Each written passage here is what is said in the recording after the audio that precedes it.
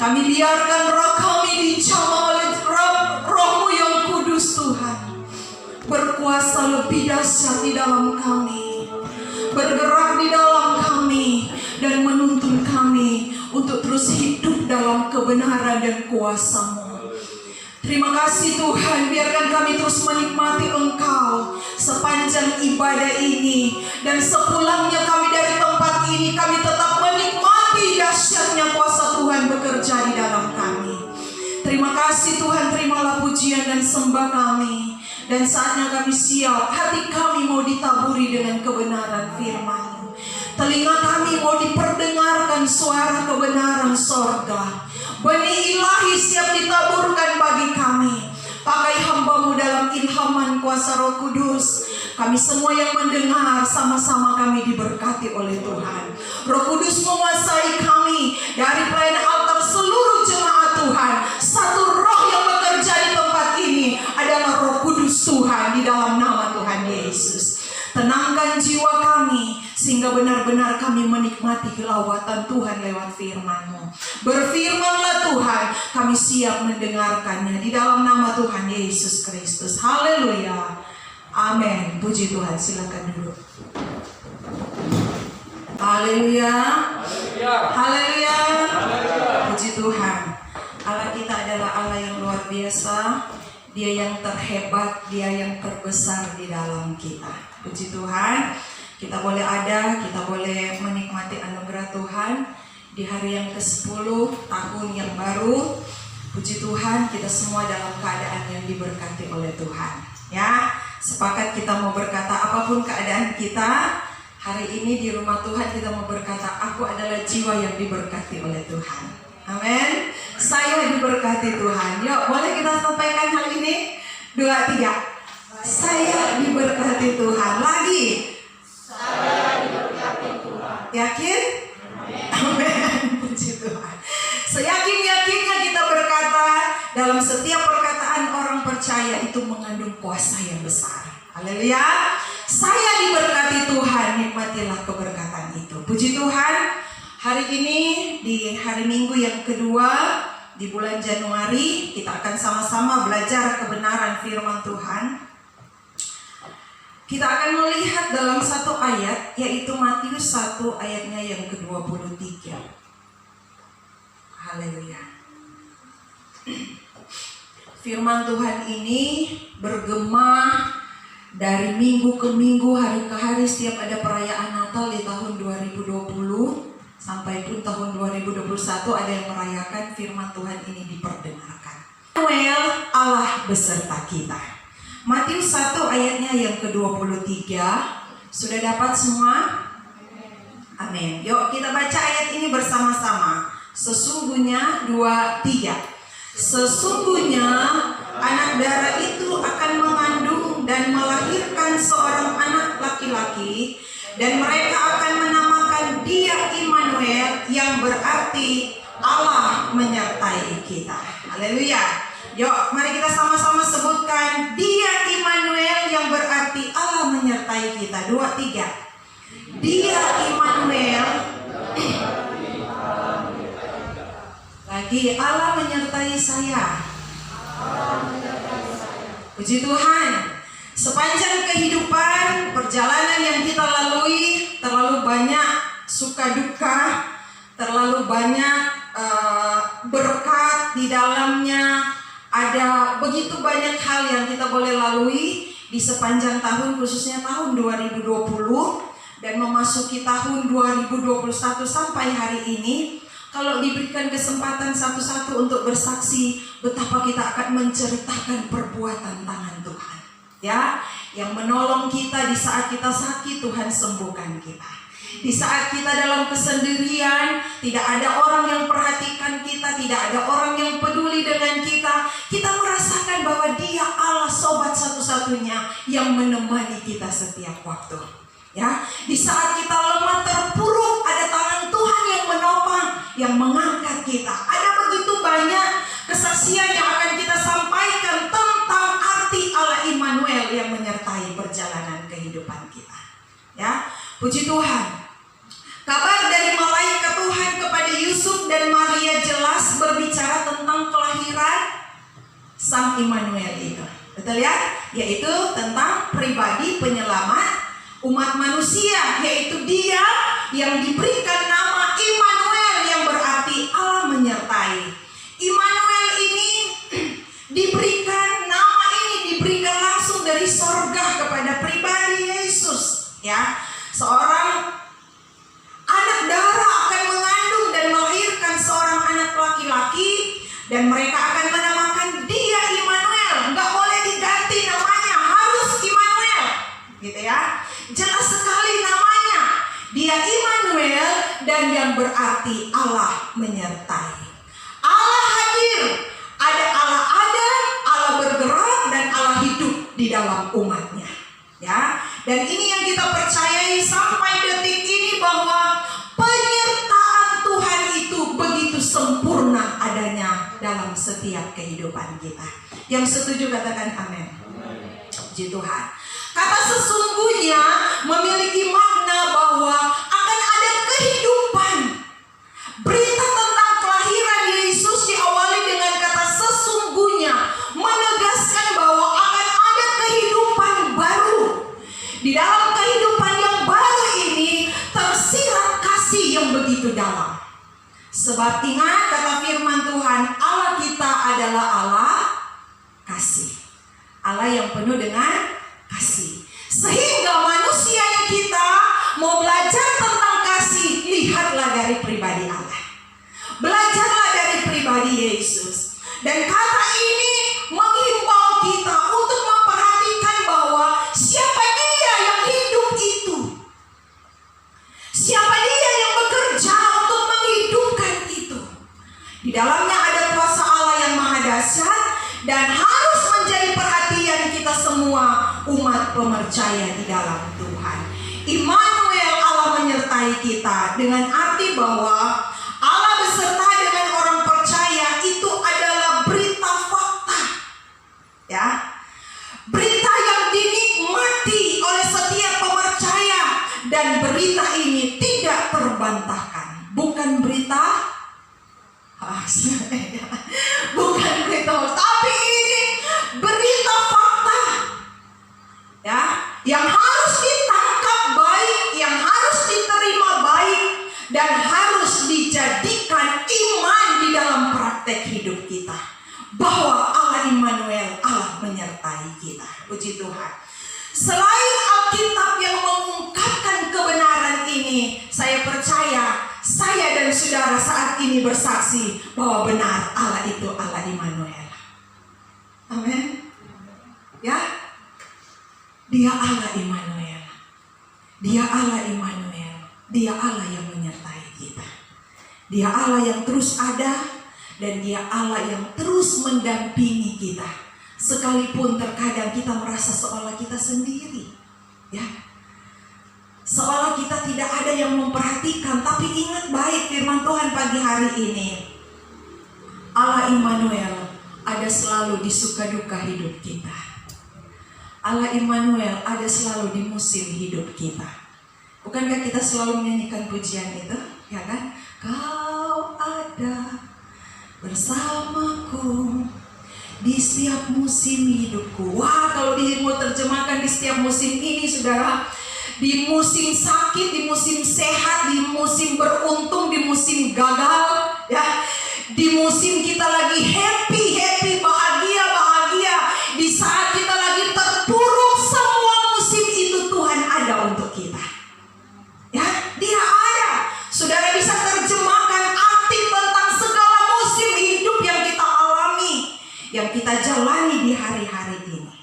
Kita sendiri yang menikmatinya. Dan ingat satu hal, tanamkan dalam perjalanan iman kita bahwa Dia ada selalu menyertai kita. Haleluya, puji Tuhan. Namun saudara, firman Tuhan memang menegaskan kalau Tuhan yang berfirman ya dan amin, gitu ya. Terpercaya, berita tentang kelahiran Yesus ini terpercaya, terbukti, dan tidak terbantahkan oleh apapun. Namun terkadang, namun banyak kali kita sendiri yang mensaksikan kehadiran Tuhan itu. Ya, kita sendiri, manusianya kita. Betul nggak Allah ada? Betul nggak Tuhan menyertaiku? Betul nggak? Ya, di saat aku berseru sebelum doaku naik pun Tuhan sudah kenal hatiku. Betul nggak? Pernah alami hal itu, saudara? Kita merasa, kok waktu saya berdoa nggak rasa apa-apa, gitu ya. Di saat semakin saya kuat berdoa, waduh kok semakin jauh pertolongan itu datang dalam hidupku. Ada begitu banyak kondisi yang membuat kita tidak bisa menikmati penyertaan Tuhan. Padahal Tuhan itu ada mengelilingi kita setiap waktu. Ya, padahal Tuhan itu selalu ada. Engkau berbaring, engkau duduk, engkau sedang beraktivitas bekerja, engkau sedang istirahat, sekalipun melepaskan letihmu, Tuhan selalu ada untuk kita. Ya, Tuhan selalu ada untuk saya dan saudara. Kita akan melihat bentuk penyertaan Tuhan bagi saya dan saudara. Mari kita lihat Roma 8 ayatnya yang ke-28. Saudara, yang kita tahu Allah itu menyertai kita. Namun ada hal-hal yang Tuhan mau untuk kita kerjakan. Ya, untuk kita sadari dalam hidup ini, untuk kita tindaki dalam perbuatan-perbuatan kita. Roma 8 ayatnya yang ke-28, firman Tuhan berkata, yuk mari sama-sama kita baca ayat ini, 2, 3.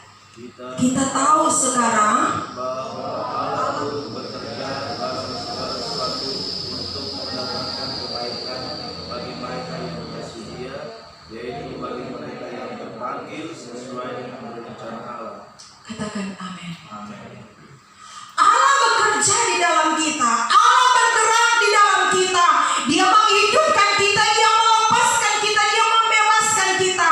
Yang penting intinya ini, saudara, Dia turut bekerja di dalam kita, tetapi kita juga harus bertindak. Kita juga harus punya keputusan-keputusan yang menentukan hidup ini, langkah kita untuk seterusnya dalam pengiringan kepada Tuhan. Jangan bermasa bodoh dengan keadaan. Jangan bermasa bodoh dengan keadaan-keadaan yang tertekan menindih hidup kita, saudara. Wah, sampai sini aja lah Tuhan, terserah Tuhan mau tolong atau enggak, gitu ya. Tuhan mau bela atau enggak. Aku sudah letih Tuhan, aku sudah capek. Yang Tuhan mau di dalam kita, Allah itu bekerja, harus kita sadari, saudara. Tuhan turut bekerja di dalam kita, tetapi Dia juga ingin melihat tindakan di dalam kita. Harus bekerja sama dengan Tuhan. Butuh kerjasama, ya. Butuh kerjasama. Kita bekerja semampu kita, kita berupaya semampu kita, dan selanjutnya kita berdoa, Tuhan turun tanganlah menolong aku. Ya, jangan kita tidak berbuat apa-apa, saudara. Jangan kita tidak berbuat apa-apa. Contoh, saya berikan contoh kecil. Ada jemaat atau ada di antara kita tahun ini punya kerinduan, Tuhan saya mau buat usaha ini. Nah, usaha apa ya paling banyak dikatakan? Oke, Tuhan, kami keluarga tahun ini mau buat rumah sarang burung walet 4x8. Tapi Tuhan besar sekali anggarannya, gitu ya. Tiap bulan kita hanya berdoa, Tuhan kami keluarga mau buat rumah burung walet. Bekerjalah Tuhan, aku percaya Engkau mampu mengadakan sampai selesai dalam nama Yesus, amin. Habis 1 bulan dia cuma bawa dalam planning saja, Tuhan 4x8, tiang tuh di sini, gitu ya. Ulin tuh butuh ini dan itu. Tapi dia tidak berusaha. Jadi bulan selanjutnya dia berdoa lagi, Tuhan planningku start bulan ini, Tuhan doa kami dapat iman, aku percaya dalam nama Yesus. Tapi tidak bekerja, tidak berusaha. Saudara tangkap hal ini ya. Kita hanya planning berdoa,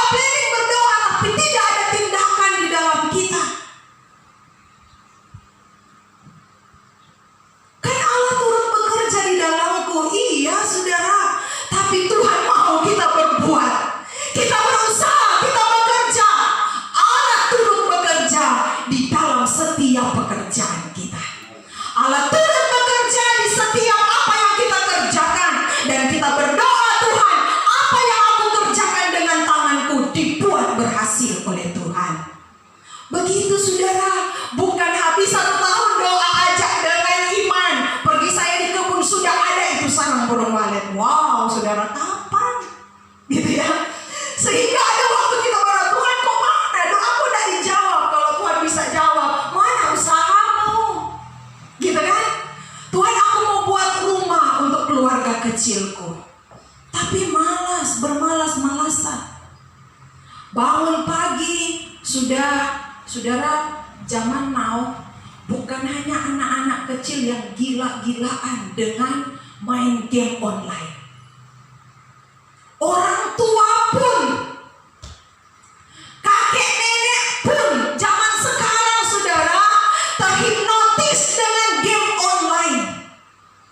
Satu waktu saya duduk ada di sekeliling orang banyak, dan di dalam ruangan itu berbagai-bagai macam manusia. Tiba-tiba gak sadar dia saking asik main game kali. Ada ya yang game suka bicara. Tangkap, ambil senjatanya. Kau ke kiri ya. Saya sampai bingung. Kenapa ini?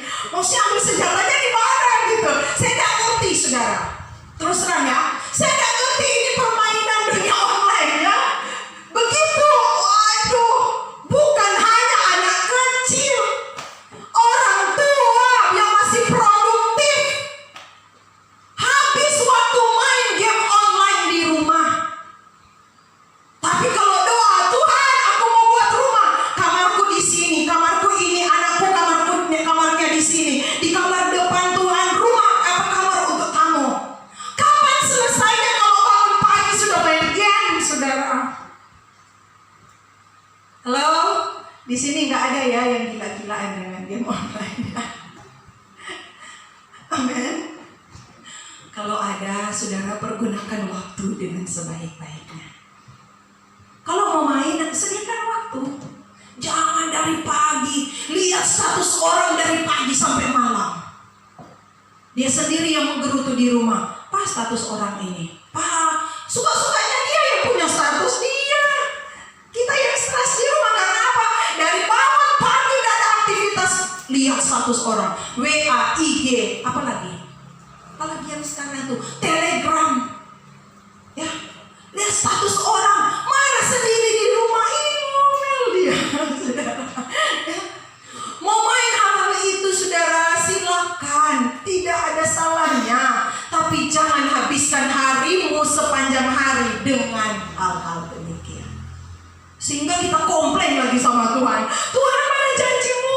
Selesai sudah tahun ini Tuhan, 2020 sudah selesai. Rumah keluargaku udah jadi-jadi. Kalau Tuhan bisa bicara langsung dari surga saudara, mana tindakanmu? Tuh main game online aja kau gitu ya.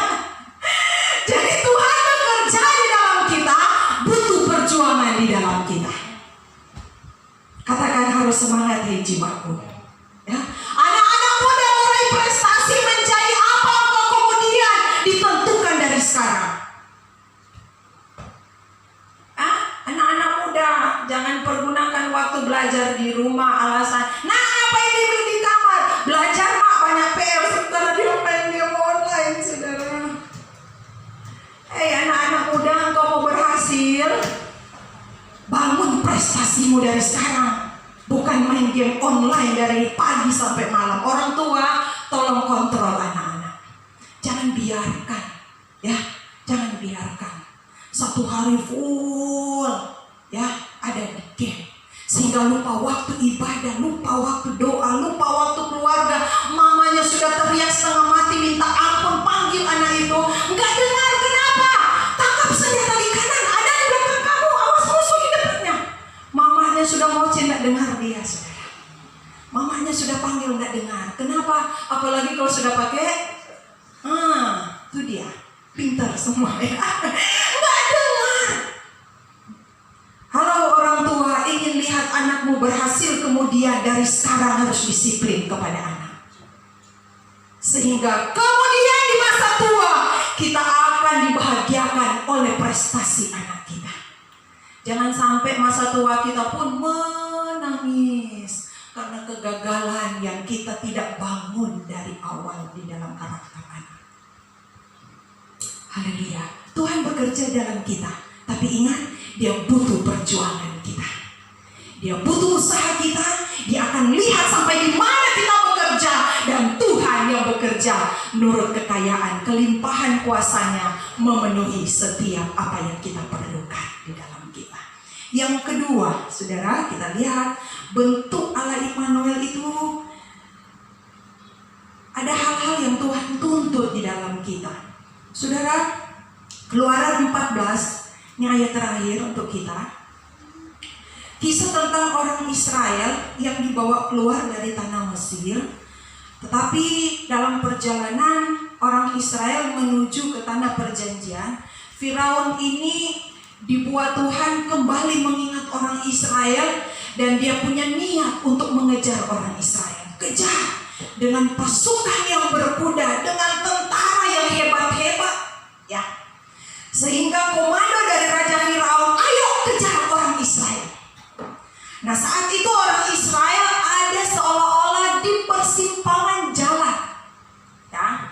Mau maju salah, mau mundur salah, mau ke kiri dan ke kanan, tidak ada jalan buntu yang dihadapi oleh orang Israel. Firman Tuhan Keluaran 14 ayat 10 bagian B, ketika orang Israel melihat Firaun dan tentaranya, mereka sangat ketakutan. Saudara ingat, di persimpangan jalan sekalipun, kalau kita lebih fokus melihat musuh yang mengejar kita, kita tidak bisa berbuat apa-apa. Yang ada di dalam kita hanya ketakutan. Orang yang ketakutan bisa panik. Orang yang panik tidak bisa melakukan hal yang benar di dalam kehidupannya. Betul? Atau benar? Gitu ya. Orang yang panik gak bisa berbuat apa-apa. Di saat itu diambil keputusan dalam kondisi yang panik. Wah, dampaknya banyak kali tidak menguntungkan. Saudaraku, lihat ayatnya yang ke-15. Saya akan angkat ini, ayatnya yang ke-15. Berfirmanlah Tuhan kepada Musa, mengapakah engkau berseru-seru demikian kepadaku? Perhatikan, katakanlah kepada orang Israel supaya mereka berangkat. Katakan, suarakan suaraku kepada umatku. Katakan suara Allah kepada umatku, hai Nabi Musa, hai hambaku. Sampaikan kepada mereka supaya mereka berangkat. Artinya saudara, dalam persimpangan hidup, pergumulan hidup yang kita alami di hari-hari ini, ingat saudara, ingat Allah pertama, Allah Immanuel menyertai kita, ya. Ingat di persimpangan jalan itu kita terkadang sulit mengambil keputusan. Ingat, taruh dalam hati kita, Allah Immanuel ada, gitu ya. Allah Immanuel ada bersamaku. Yang kedua dari ayat ini, taruh telingamu, biarkan hatimu diisi dengan suara ilahi tentang perintah Tuhan. Di saat sulit sekalipun saudara, ingatlah sabda Tuhan. Ingatlah firman Tuhan. Di saat persimpangan, di tengah persimpangan jalan yang kita lalui, terkadang Allah membuat kita berhenti, gitu ya. Berhenti tujuannya apa? Biarkan hatimu, biarkan telingamu mendengarkan suara Tuhan, ya. Terkadang Tuhan bawa kita di persimpangan karena apa? Tuhan bilang, kamu kelajuan anakku, gitu ya. Kamu kelajuan, malaikat tuh ketinggalan, gitu ya. Malaikat tuh ketinggalan jauh, ya. Kamu itu sudah startnya seperti apa, gitu ya. Lupa. Terkadang Allah buat kita, bahwa kita ada di kondisi itu. Ingat saudara, untuk membuat kita berhenti sejenak. Di saat kita berhenti, ingatlah kasih Allah di dalam bentuk firman-Nya. Tuhan, apa maumu di dalamku? Tuhan, katakan suaramu di dalam hatiku sekarang. Kalau Tuhan bilang A, turutilah maunya Tuhan. Amin. Amin. Amin. Oleh karena itu saudara, pentingnya firman Tuhan menjadi suplai makanan, nutrisi yang paling sehat untuk jiwa kita. Cintai firman Tuhan di dalam setiap kehidupan kita. Saya mengajak saudara, ayo baca Alkitab. Ayo cintai Alkitab. Ayo cintai firman Tuhan. Ya. Sudah kurang lebih 2 tahun ya wanita. Saya bawa, ayo baca Alkitab 4 pasal 1 hari. Wah, minggu pertama, bulan pertama rajin. Selesai baca gembala pasal sekian sampai pasal sekian. Lama-lama pasalnya tidak kedengaran lagi. Ibu gembala jalan sendiri. Jalan sendiri sampai finish Wahyu, kembali lagi ke Januari, ke Kejadian. 4 pasal setiap hari, ternyata saudara sampai Desember nggak habis, tanggal 30 sudah selesai kita baca. Cintai firman saudara. Jadikan baca Alkitab itu kegemaran buat jiwa kita. Daripada bangun pagi lihat status orang aja, gaya aja dia berfoto begini dia dia tuh fotonya sampai miring-miring kepalanya Saya buat dengan status orang. Baca firman lah saudara. HP-mu punya Alkitab, gunakan baca firman. Sebab di saat kita ada di tikungan atau di persimpangan jalan, kita butuh firman Tuhan. Ya, hanya firman Tuhan yang mampu memberikan petunjuk jalan yang terbaik bagi setiap kita. Cintai firman Tuhan dan ingat, Allah Immanuel selalu ada untuk kita. Ya, saudaraku, semangat jemaat Tuhan. Pandemi COVID-19 sampai hari ini kita belum tahu kapan berakhir. Apakah dia akan terus dari tahun ke tahun? Satu hal yang kita tahu, Allah Immanuel, Allah menyertaiku. Aku punya firman, aku punya suara firman. Aku akan hidup menurut apa kata firman Tuhan. Itu saja yang kita pegang dalam hidup kita. Semangat, mari kita nyanyikan pujian. Engkau ada bersamaku di setiap musim hidupku. Pemain musik semua maju ke depan. Haleluya. Saudara, renungkan baik pujian ini. Renungkan baik firman Tuhan pagi hari ini. Bukan hanya sekedar kita tahu saja bahwa Dia Allah Immanuel, Allah yang berkuasa, Allah yang menyertaiku, tapi nikmati dan rasakan benar-benar Dia ada untuk saya dan saudara.